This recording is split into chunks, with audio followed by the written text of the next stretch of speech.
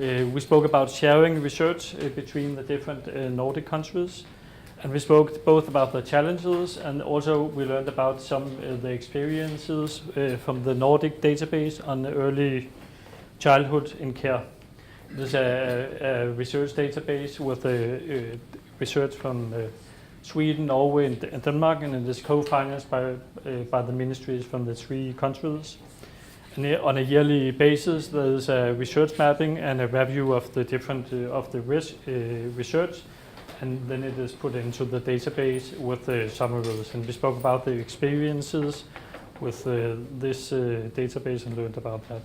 So we have like 5 challenges or different topics we spoke about. First, we spoke a lot about language, both the differences in the technical academic language and in the language that the practitioners are using.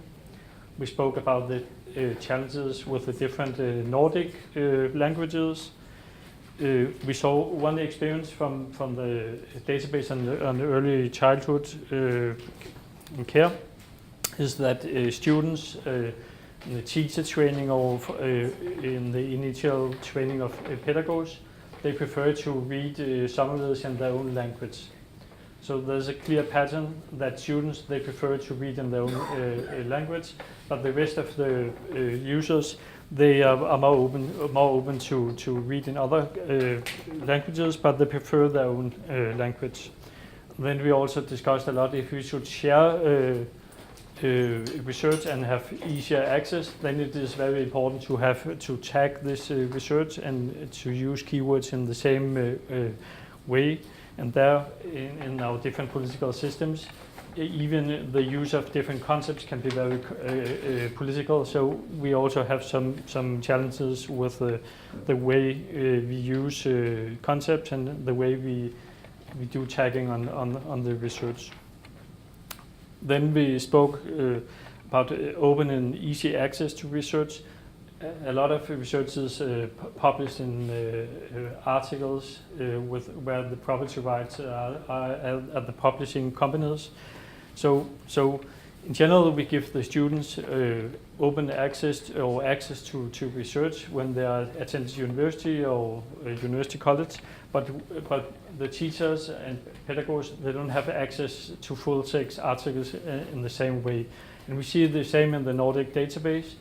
You can only access summaries, but then you have to go to the library or find another way to get access to the full article text or to the original study. And in these modern days, that takes time. It takes time, and it is a challenge to the use of research. Then we also spoke a lot about the initial training of teachers and pedagogues, because it's the students.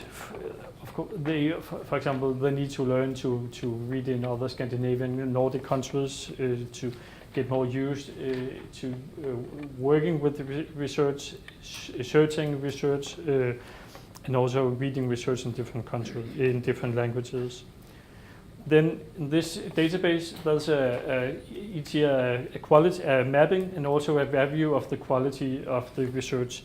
So you have to be very careful to have clear criteria for the research you put into this database, and also be very transparent about how you evaluate the quality of the research. You can have quite some discussion about what is quality of research, and the researchers who find that their students, that their studies are excluded, they can be very they can find it difficult to understand that their studies don't have the quality to enter the database. So it's very important to be transparent, and also to have the quality evaluation or review conducted by researchers. And then the last topic was that it is when you have to share research, you have to have different systems working together. That is both different databases, but also different countries in our different systems, and also you have to have the researchers and ministries to work together. So there's quite some coordination between these different systems to make it work. think, have you something to add? I don't-